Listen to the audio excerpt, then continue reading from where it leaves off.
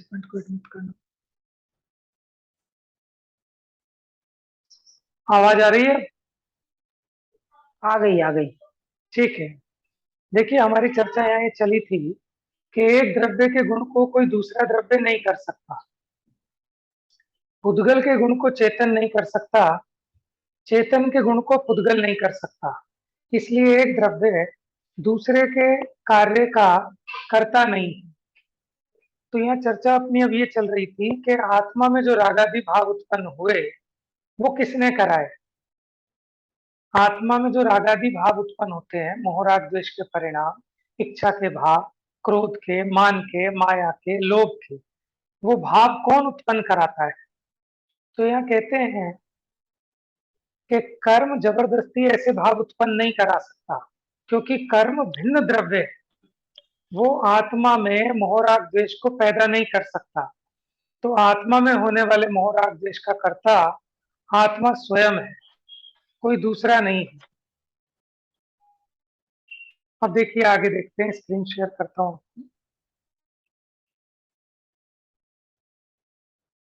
व्यक्ति बेटा alt S किया है, फिर भी नहीं आ रही स्क्रीन। तो जाओ।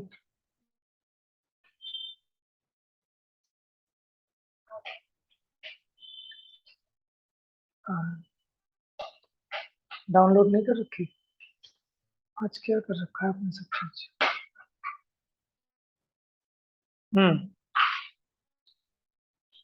डाउनलोड कहाँ है? इस पे पड़ी तो थी डाउनलोड। नहर वाली इसमें से करनी पड़ेगी बार बार।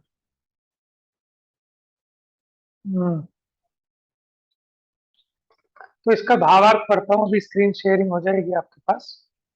आत्मा को रागादि उत्पन्न होते हैं, सो वे अपने ही अशुद्ध परिणाम है। मेरी वीडियो मत सुनिए। ये देखो, मैं तो अपनी चला रही हूँ। म्यूट कर दो। ये देखो, बुआ भी सुनिए, भूपा जी।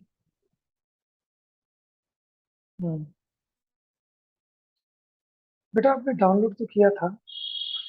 तो यह कह रहे हैं आत्मा में जो रागादि भाव उत्पन्न होते हैं वो आत्मा के ही अशुद्ध परिणाम है। यदि निश्चय से विचार किया जाए तो अन्य द्रव्य रागादि का उत्पन्न करने वाला नहीं है। अन्य द्रव्य उनका निमित्त मात्र है, क्योंकि अन्य द्रव्य के गुण पर्याय अन्य द्रव्य द्वारा उत्पन्न नहीं होते, ये नियम है। जो यह मानते हैं, ऐसा एकांत ग्रहण करते हैं कि पर द्रव्य ही मुझमें रागादिक उत्पन्न कराते हैं। देखो, पर द्रव्य दो तरह के हैं। जैसे हमने कहा कि बच्चे ने हमसे कुछ कहा या उसने कुछ गड़बड़ की तो हमें गुस्सा आ गया। तो ये गुस्से का भाव किसने उत्पन्न कराया है? लगता है ऐसा है कि बच्चे ने या उसकी गलती, लेकिन यहाँ कहते हैं कि एक द्रव्य दूसरे द्रव्य के भाव को उत्पन्न नहीं करा सकता, इसलिए बच्चे ने वो भाव उत्पन्न नहीं कराया। तो फिर कहते हैं अच्छा चलो, बच्चे ने नहीं कराया तो कर्म के उदय से ऐसा भाव उत्पन्न हुआ है।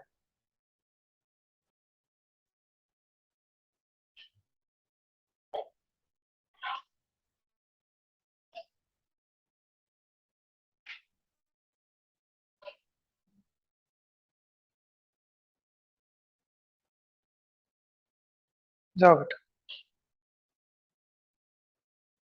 देखिए भावार्थ पढ़ रहा हूं।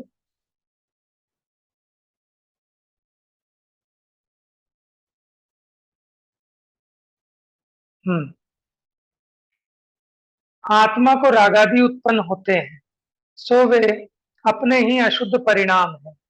यदि निश्चय से विचार किया जाए तो अन्य द्रव्य रागादि का उत्पन्न करने वाला नहीं है। अन्य द्रव्य उनका निमित्त मात्र है, क्योंकि अन्य द्रव्य के गुण पर्याय उत्पन्न नहीं करता, ये नियम है।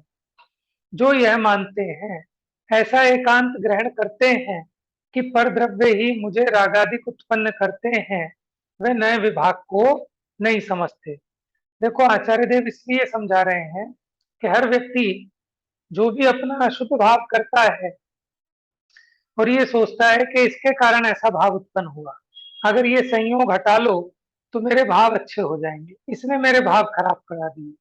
तो यहाँ आचार्य देव कह रहे हैं कि एक द्रव्य दूसरे द्रव्य का कार्य नहीं कर सकता, चलो ना सही परद्रव्य, लेकिन ये कर्म का उदय, अगर क्रोध कर्म का उदय है तो मुझे क्रोध होते हैं। तो कहते हैं कर्म जो है वो भी न्यारा द्रव्य है, उद्गल द्रव्य है। एक द्रव्य दूसरे द्रव्य के गुण को उत्पन्न नहीं कर सकता, इसीलिए मेरे क्रोधादि भाव वो परद्रव्य उत्पन्न नहीं कराता। और जो ऐसा एकांत ग्रहण करते हैं कि परद्रव्य ही मुझे रागादिक उत्पन्न करते हैं, वे नए विभाग को नहीं समझते, वे मिथ्या दृष्टि हैं। ये रागादिक कहाँ उत्पन्न होते हैं? जीव की सत्ता में उत्पन्न होते हैं। ये जो इच्छा रूप परिणाम हुआ, ये कहाँ उत्पन्न हुआ? शरीर में हुआ, कर्म में हुआ है कि आत्मा में हुआ? ठीक है, आत्मा में उत्पन्न हुआ, इसीलिए आत्मा दुखी हो रहा है इस भाव से। पर द्रव्य तो निमित्त मात्र है। कौन कौन से पर द्रव्य निमित्त हैं? कि बाहर में सामने वाले ने कोई ऐसा वचन कहा कि जो अपने क्रोध में निमित्त हुआ, सामने वाले ने कोई ऐसा वचन कहा कि जो अपने हर्ष में निमित्त हुआ, ये तो बहिरंग निमित्त है। और उसमें अपने उस प्रकार के कर्म का उदय वो नियामक रूप निमित्त है। तो पर द्रव्य निमित्त मात्र है, निमित्त होता है लेकिन उस कार्य को करता नहीं। इसलिए आचार्य देव कहते हैं कि हम राग द्वेष की उत्पत्ति में अन्य द्रव्य पर कोप क्यों करें? क्योंकि होता क्या है, अज्ञानी को जब भी क्रोध आता है, राग द्वेष होते हैं, तो वो अपना दोष दूसरे के माथे पे मंडता है। तो आचार्य देव कहते हैं कि पर द्रव्य पे कोप करने की गुंजाइश नहीं, क्योंकि पर द्रव्य तुझे रागादिक नहीं कराता। तो इससे रिजल्ट क्या निकला कि राग राग द्वेष का उत्पन्न होना ये तो अपना ही अपराध है। अब एक कलश देखते हैं नीचे।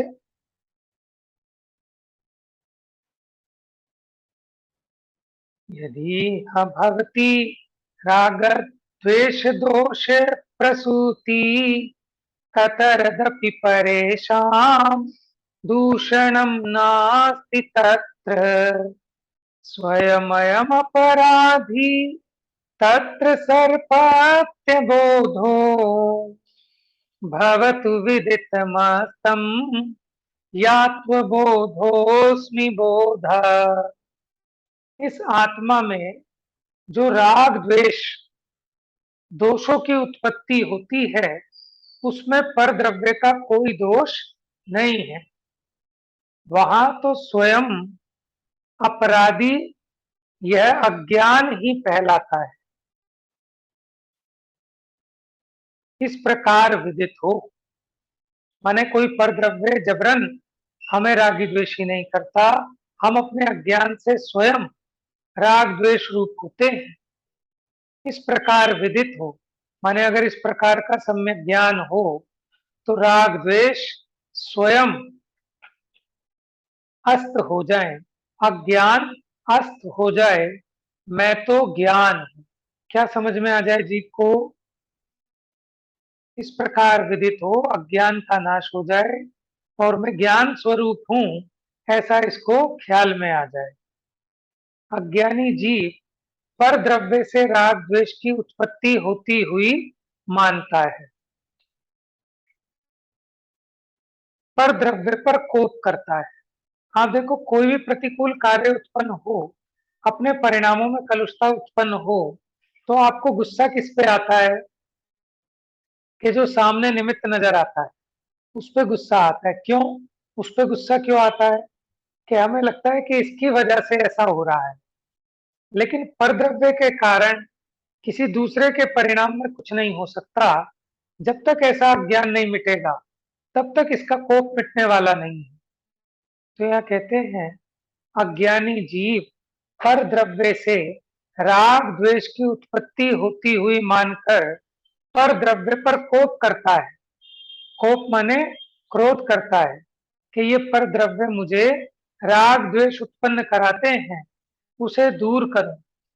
ऐसे अज्ञानी जीव को समझाने के लिए, देखो कैसे अज्ञानी जीव को समझा रहे हैं कि जो ये मानता है कि मेरे को जो क्रोध उत्पन्न हुआ, मान हुआ, माया लोभ, इसका कारण कौन है? ये पर द्रव्य। माने हरे हरे नोटों की गड्डी मुझे दिखाई ना देती तो मुझे लोभ नहीं होता, मुझे बढ़िया सुंदर स्वादिष्ट भोजन की खुशबू नहीं आती तो मुझे इच्छा उत्पन्न नहीं होती। तो अपने राग द्वेष रूप दोष का कारण किसको मान रहा है? पर द्रव्य को। तो आचार्य देव कहते हैं कि तेरे राग द्वेष भाव को उत्पन्न करने में कोई अन्य द्रव्य कारण नहीं है, तेरा स्वयं का अज्ञान है। हाँ, तो ये अज्ञान से मानता है कि ये पर द्रव्य मुझे राग द्वेष उत्पन्न कराता है, उसे दूर करूं। तो ऐसे अज्ञानी जीव को समझाने के लिए आचार्य उपदेश देते हैं कि राग द्वेष की उत्पत्ति अज्ञान से आत्मा में होती है। तो राग द्वेष की उत्पत्ति कैसे होती है? अज्ञान से। और अज्ञान किसका परिणाम है? जीव का या पुद्गल का? अज्ञान किसका परिणाम है? बताओ सचिन भैया। जीव का। जीव का परिणाम है ना। लेकिन कौन से जीव का? ज्ञानी जीव का कि अज्ञानी जीव का? अज्ञानी जीव का। अज्ञानी जीव का परिणाम है। तो अज्ञानी जीव को जब राग द्वेष होते हैं तो वो क्या करना चाहता है? उस राग द्वेष को मिटाने के लिए उन संयोगों को पलटना चाहता है। और ज्ञानी क्या करता है? संयोगों को नहीं पलटता, अपने स्वयं के अभिप्राय को पलटता है, उपयोग को पलटता है, अपने अभिप्राय को पलटता है। और कैसे पलटता है? कि सम्यक ज्ञान करता है, शास्त्राभ्यास के द्वारा तत्व का निर्णय करने में उपयोग को लगाता है। तो अपने आप ऑटोमेटिक अज्ञान का नाश होता है। तो राग द्वेष की उत्पत्ति अज्ञान से आत्मा में ही होती है और वे आत्मा के ही अशुद्ध परिणाम है। देखो, एक होते हैं शुद्ध परिणाम, एक होते हैं अशुद्ध परिणाम। जो वीतराग भाव है, क्षमा का भाव है, मार्दव आर्जव का भाव है, ये शुद्ध भाव है कि अशुद्ध भाव? ये शुद्ध भाव है। और राग द्वेष का परिणाम, आकुलता का परिणाम, कुछ पर में करने धरने का परिणाम, इच्छा रूप भाव, ये सब अशुद्ध परिणाम है। लेकिन ये आत्मा के ही परिणाम। इसलिए इस अज्ञान को नाश करो, सम्यक ज्ञान प्रकट करो। देखो, धर्म करने के नाम पर भी हमारी बुद्धि कहाँ लगी रहती है? कि संयोगों को अलटने पलटने में, कि इन संयोगों को हटाओ, इन संयोगों को मिलाओ। ठीक है, लेकिन आपने बहुत बार देखा होगा कि संयोग पलटने के बाद भी परिणाम सुधरते नहीं। कई बार ऐसा भी देखा जाता है कि आप लड़ झगड़ के शिखरजी चले गए, लेकिन शिखरजी जाकर यहां से भी ज्यादा परिणाम खराब हो जाए। समझ में आया? तो ये बाहर के जो पर द्रव्य हैं, ये निमित्त मात्र हैं, ये कोई उसके उपादान कारण नहीं है। मुख्यपने क्रिया पलटने पर परिणाम पलटता है, इसलिए क्रिया को सुधारने का उपदेश देते हैं। लेकिन ऐसा गारंटी नहीं है कि क्रिया पलट जाए तो परिणाम भी पलटे ही पलटे। क्यों? क्योंकि क्रिया पुद्गल की है और परिणाम चेतन का है। तो यह अभिप्राय जिसको सही समझ में आता है उसको भी क्रिया सुधारने का राग तो आता है, लेकिन ऐसा नहीं मानता कि क्रिया के कारण मेरा परिणाम होता है। वो ये जानता है कि मेरा परिणाम मुझसे होता है, क्रिया से नहीं होता। लेकिन अभी राग है तो उसे ऐसा राग आए बिना नहीं रहता, लेकिन अज्ञान नहीं होता। ऐसा अज्ञान नहीं होता।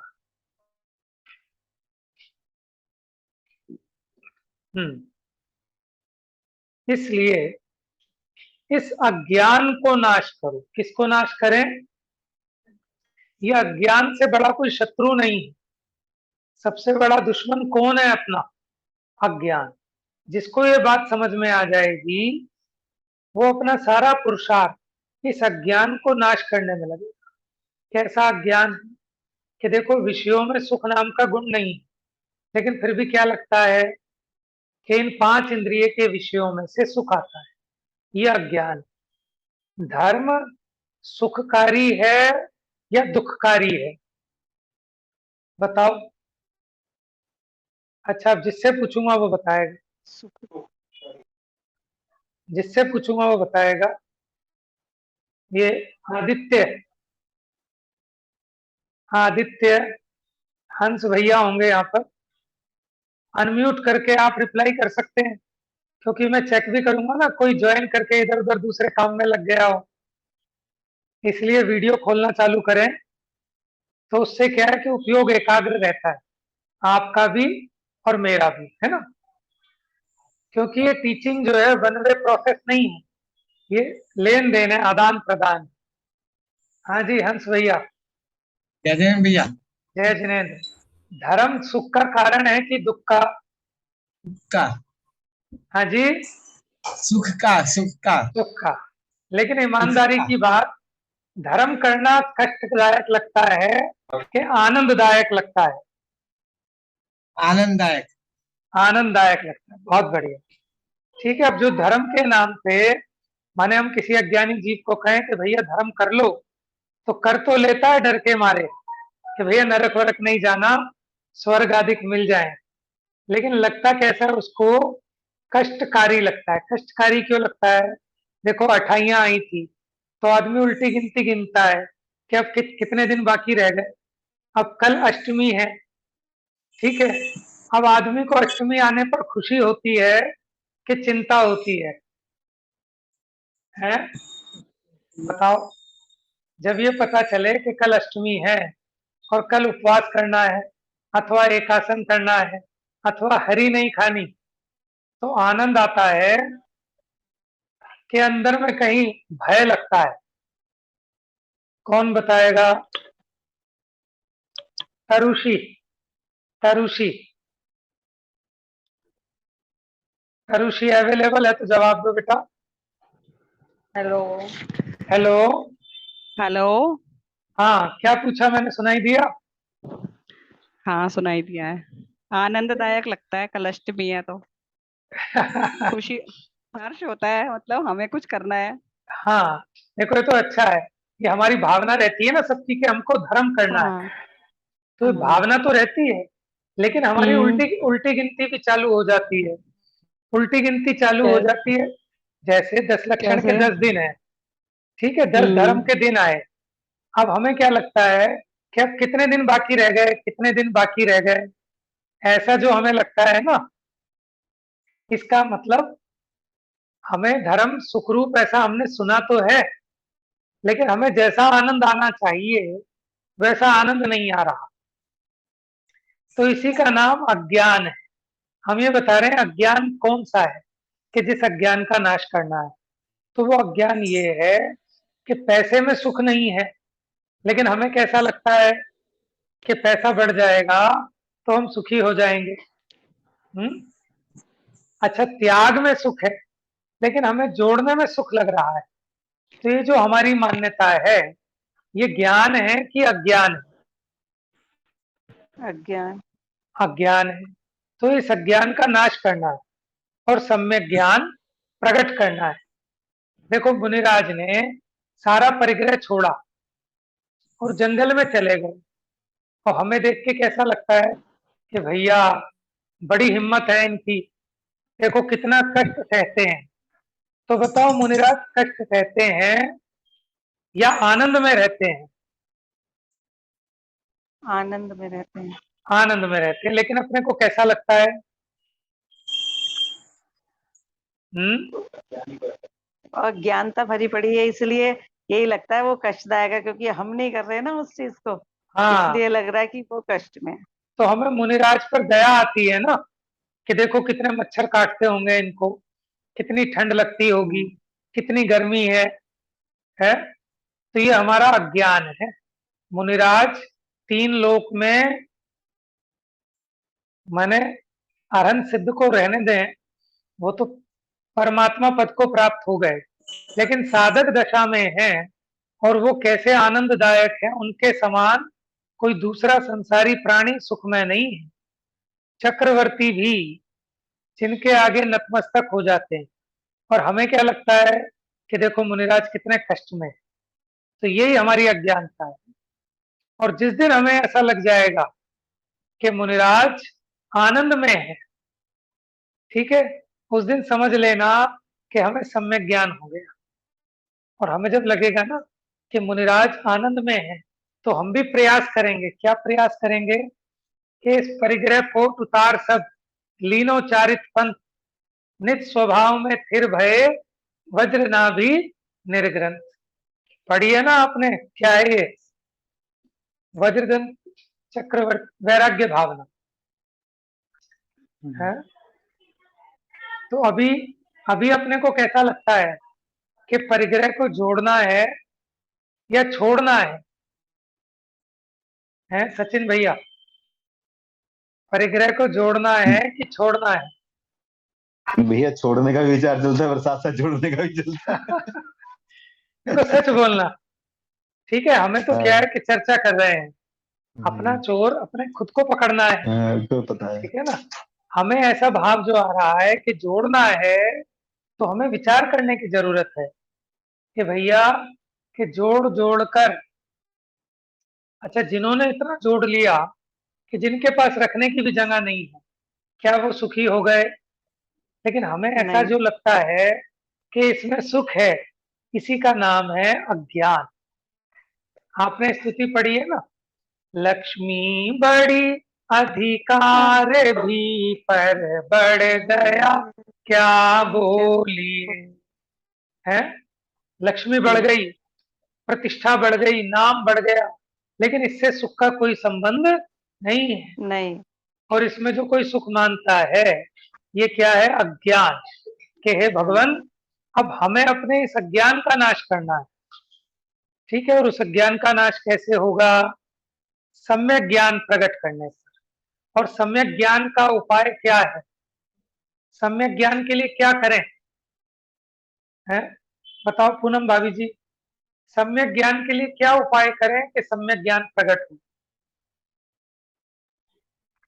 सम्यक ज्ञान के लिए यही जो अब हम कर रहे हैं, इसको अपनी आत्मा को जानने की कोशिश कर रहे हैं, यही करना है। बहुत बढ़िया।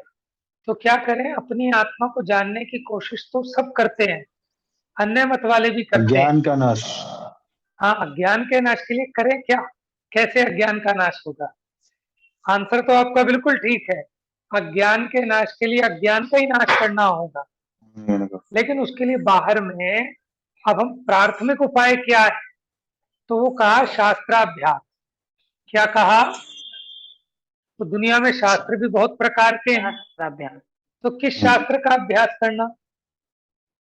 कि जो वीतरागता के पोषक हों, सर्वज्ञ भगवान के द्वारा कहा गया जो तत्व ज्ञान है, उस परंपरा में वीतरागता की पोषक ही जिनवाणी कहलाती है। देखो शास्त्र ऐसे भी हैं कि जो हिंसा का उपदेश देते हैं, समझ में आया? शास्त्र ऐसे भी हैं कि जो राग रंग का उपदेश देते हैं, ठीक है, जैसे भांग पियो, भांग बांटो, ऐसा भी उपदेश मिलेगा ना किसी शास्त्र में? है, तो वो शास्त्र है कि शस्त्र है? कुशास्त्र है। कुशास्त्र है। समझ में आया? तो सुशास्त्र की पहचान भी होनी चाहिए कि जो राग द्वेष को मिटने वाले हो, हैं, वीतराग भाव को उत्पन्न करने वाले हो, हिंसा का निषेध करने वाले हो। म्यूट हो जाइए सब, माइक खुला हुआ है किसी का। पापा जी, हाँ ठीक है, कर दिया म्यूट, ठीक है। माइक बंद रखें, जब आप जवाब दें अनम्यूट करके जवाब दे दें, फिर म्यूट कर लें। चलिए, तो अपने अज्ञान को समझना बहुत जरूरी है पहले, कि हमें कौन से अज्ञान का नाश करना है। एक बात ध्यान में रखना कि समस्त जगत के प्राणी जो दुखी हैं, उनके दुख का कोई अलग अलग कारण नहीं, सबका एक ही कारण है। क्या? अज्ञान। ठीक है, सब अपने अज्ञान से दुखी हैं, कोई किसी के कारण दुखी नहीं है। ठीक है, अब किसी को दिखाई देता है कि साहब मेरा बच्चा पढ़ता नहीं, इसलिए मैं दुखी हूं, है, इसलिए दुखी नहीं है कि तुझे पता नहीं है और तू सोचता है कि तू अपने बच्चे को जबरदस्ती पढ़ा सकता है, तू उसे सुधार सकता है, अपनी ऐसी मान्यता से तू दुखी है। तो ये तेरा अज्ञान है। पापा इसको म्यूट रखो, आप सुनाई नहीं देती क्या आपको? अगर ये म्यूट कर रहे हैं आवाज आ रही है? मैंने म्यूट कर दिया, अब आवाज आ रही है? सुनाई दे रही है आपको? हाँ आवाज जी आ दे रही रही है? है, अब दे रही है। हाँ जी। बीच में बंद हो गई थी क्या? हाँ जी, मेरी बीच में आवाज आ रही है? देसी हो गई।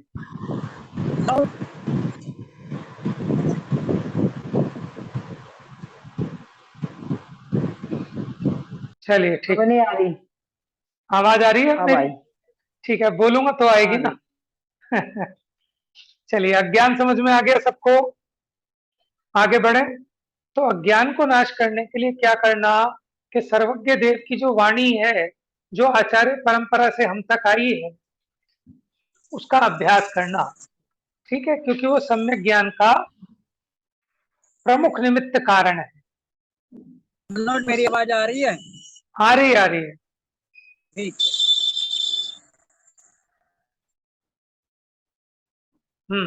आत्मा ज्ञान स्वरूप है, ऐसा अनुभव करो। देखो कैसा अनुभव करो? आत्मा ज्ञान स्वरूप है, ये अनुभव करने की बात है। अच्छा एक बात बताओ, जैसे आपका बच्चा बीमार पड़ गया तो आपको खुशी होती है कि दुख होता है? हैं? दुख होता है ना? दुख होता है। अब वो दुख आपको किसने बताया कि दुख होता है? बच्चे ने बताया। कैसे पता ज्ञान चला ने आपको? अनुभव किया। अनुभव में ज्ञान आ रहा ने है आपको अपने अनुभव में आ रहा है ना दुख। तो जैसे अपना दुख अनुभव में आ रहा है, ऐसे ही मैं जानता हूं ये अपने अनुभव में आ रहा है कि नहीं आ रहा है? सबको आता है कि मैं जानने वाला हूं।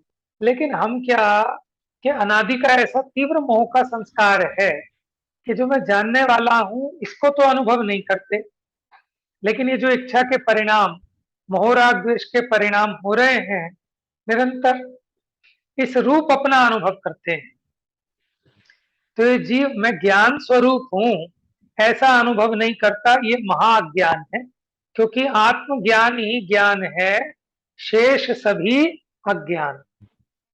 ठीक है ना? ये जीव को अपना ही पता नहीं, इससे बड़ा अज्ञान क्या हो सकता है? ठीक है, चलो आप 7 तत्वों के नाम नहीं जानते, आप 6 द्रव्य के नाम नहीं जानते, लेकिन मैं कौन हूं ये नहीं जानते, ये बड़े आश्चर्य की बात है। आप कुछ मत जानो, लेकिन मैं कौन हूं ये जान लो तो आपका काम हो जाएगा। बात समझ में आई? अब देखो आश्चर्य की बात है कि जीव को अपना परिचय भी शास्त्र से लेना पड़ रहा है। क्यों? क्योंकि ये तो अपने को 65 किलो का मनुष्य मान के बैठा है, ये शरीर वाला गोरा पतला मोटा लंबा छोटा ऐसा माने बैठा है। लेकिन इसकी जिंदगी तो 60-70 साल की है। और जब यहां से मैं निकल जाता हूं तो एक दूसरे शरीर में जाके जन्म धारण करता हूं। ठीक है, तो मैं तो अनादि अनंत हूं। और अपना इसको पहचाने कैसे कि ये जो जानन जानन रूप आपको अनुभव में आ रहा है यही मैं हूं। आप ये बताओ, इस शरीर का नाश हो जाएगा तो मैं इस शरीर को छोड़ के जहां भी जाऊंगा वहां भी कैसा क्या काम करूंगा कि जानने देखने का काम करूंगा? मेरा असली काम तो जानना देखना ही है। तो ऐसे आत्मा ज्ञान स्वरूप है। आत्मा का स्वभाव कैसा है? जानने का है। और वो सब कुछ जानता है, स्व को भी जानता है, पर को भी जानता है। लेकिन अपराध क्या हो रहा है कि जिसको जानता है उसमें इष्ट अनिष्ट कल्पना करता है, उसमें राग द्वेष करता है, इससे दुखी होता है। तो राग द्वेष करना ये अपना स्वभाव नहीं है, ये अपराध है। और जानना देखना ये अपना स्वभाव है। तो दो बातें हैं, दो चीजें क्या हैं? एक तो स्वभाव है और एक अपराध है। ठीक है, तो आत्मा ज्ञान स्वरूप है ऐसा अनुभव करो। पर द्रव्य को राग द्वेष का उत्पन्न करने वाला मानकर उस पर कोप ना करो। कोई भी पर द्रव्य आपको क्रोध नहीं करा सकता। करा सकता होता तो यशोधर मुनिराज पर राजा श्रेणिक ने जो शिकारी कुत्ते छोड़े, देखो हम पे कोई शिकारी कुत्ता छोड़े, शिकारी भी नहीं छोड़े, वैसे ही कुत्ता कोई छोड़ दे अपना खुला और वो हमारे पास आ जाए सूंघने लगे, तो हमें गुस्सा आ जाता है ना कि भैया संभाल के रखो अपने डोगी को, ठीक है। और मुनिराज के ऊपर राजा श्रेणिक ने शिकारी कुत्ते छोड़े, ठीक है, लेकिन मुनिराज को क्रोध आया क्या? नहीं आया। इसका मतलब कि परद्रव्य राग द्वेष का उत्पन्न करने वाला नहीं, अपनी अज्ञानता से राग द्वेष उत्पन्न होते हैं। मुनिराज ने राग द्वेष का अभाव किया, अपने अज्ञान का अभाव किया, इसलिए उन्हें राग द्वेष उत्पन्न नहीं होते। तो यहाँ प्रेरणा दे रहे हैं कि जब परद्रव्य राग द्वेष उत्पन्न नहीं करा सकता, तो बिना मतलब परद्रव्य पर कोप मत करो, ठीक है। तो आज का जो हमने पढ़ा, इसका आज का सबक क्या है, शिक्षा क्या निकली इसकी, कौन बताएगा? कभी भी अब ये बंद हो सकता है, ठीक है, फिर अपनी जिनवाणी स्थिति कर लेना। लेकिन अब ये बताओ, आज जो हमने पढ़ा इसकी क्या शिक्षा निकली, आज का क्या सबक निकला अपने लिए? लास्ट परद्रव्य लाइन। को बिल्कुल ठीक। परद्रव्य को अपने उदय प्रमाण, मतलब हमारा तो उदय है, लेकिन परद्रव्य को दोष नहीं देना किसी भी रूप में, परद्रव्य को भी नहीं देना और कर्म को भी नहीं देना, कर्म को भी नहीं देना, क्योंकि ठीक है ना? उदय को उदय रूप देखेंगे तो समझा हाँ। रहेगी, अच्छा देखो, है ना? उदय कोई कर्म के ऊपर जबरदस्ती, डालेंगे तो फिर और कर्म बंधेगा। हाँ, जो कर्म का उदय है वो कोई जबरन आपको रागी द्वेषी नहीं कराता, आप अपने नहीं, ज्ञान स्वरूप को नहीं पहचानते, इसलिए हाँ, आपको राग द्वेष भावों में होते हैं। लगते। तो जब हम अपने ज्ञान स्वरूप को पहचानेंगे तो राग द्वेष उत्पन्न नहीं होंगे। तो नहीं, अभी तो अपने को डेली में अभ्यास करना कि कोई भी इष्ट कार्य हो, अनिष्ट कार्य हो, पर को उसका कारण नहीं मानना, इसलिए पर पे कुपित नहीं होना, ठीक है। पर ना तो मेरा भला कर सकता है, ना मेरा बुरा कर सकता। मेरे में उत्पन्न होने वाले राग द्वेष मोह, ये मेरी कमजोरी के कारण हो रहे हैं, मेरे अज्ञान के कारण हो रहे हैं। पर द्रव्य का उसमें कुछ भी रोल नहीं है, इसलिए पर द्रव्य के प्रति राग द्वेष नहीं करना, ये इसका सबक है, ठीक है। किसी का कोई प्रश्न है? किसी का कोई प्रश्न है तो पूछ सकते हैं, 2 मिनट बाकी हैं। इसमें राग द्वेष नहीं करना के साथ साथ ये भी तो देखना है कि हमें जबरदस्ती मान के नहीं बैठना, मतलब दुखी भी नहीं होना, नॉर्मल रहना पड़ेगा ना साथ में। किसके लिए दुखी किसी नहीं दूसरे होना? के प्रति तो राग, मतलब हाँ, किसी दूसरे के ऊपर तो राग द्वेष नहीं करना, लेकिन ठीक है। ऐसा नहीं है मन में सोचा रहे अब मुझे राग द्वेष नहीं करना, अब तो मुझे ऐसी सहना ही पड़ेगा, अब मुझे हाँ, तो ये देखना ही अब यही पड़ेगा, बिल्कुल, करना। इसीलिए पहले अज्ञान का वो नाश भी होगा, कर्म, क्योंकि वस्तु स्वरूप समझ में आएगा ना कि सामने वाला कुछ नहीं करता। सामने वाला, आपने सामने वाले को 10 बार समझाया, लेकिन फिर भी उसने काम खराब कर दिया। माने घर का नौकर है, आपने उसे 10 बार समझाया कि बेटा देख, दूध ऐसी जगह पे रखना, फिर भी उसने ऐसी जगह रखा कि जहां से गिर गया। अब बताओ, गुस्सा आना चाहिए कि नहीं आना चाहिए? है ना? हमें ऐसा लगता है कि भाई नहीं देखो, आना चाहिए। 10 बार समझाने पे भी गलत काम किया तो गुस्सा तो आना चाहिए। तो अब यहाँ ये समझना पड़ेगा, पहले हमें इसका अभ्यास करना पड़ेगा कि जो जो देखी वीत राग ने, सो सो होसी वीराग। माने प्रत्येक वस्तु का परिणमन किसी दूसरे के कारण नहीं होता, उसके अपने स्वयं के कारण होता है।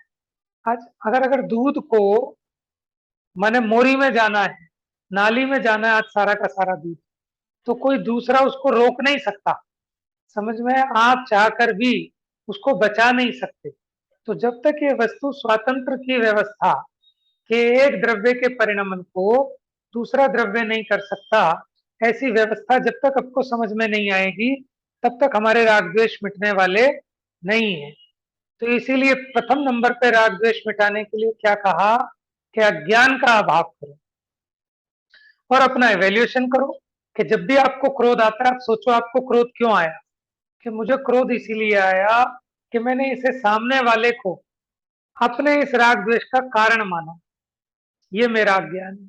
राग द्वेष हुए क्यों? क्योंकि मैंने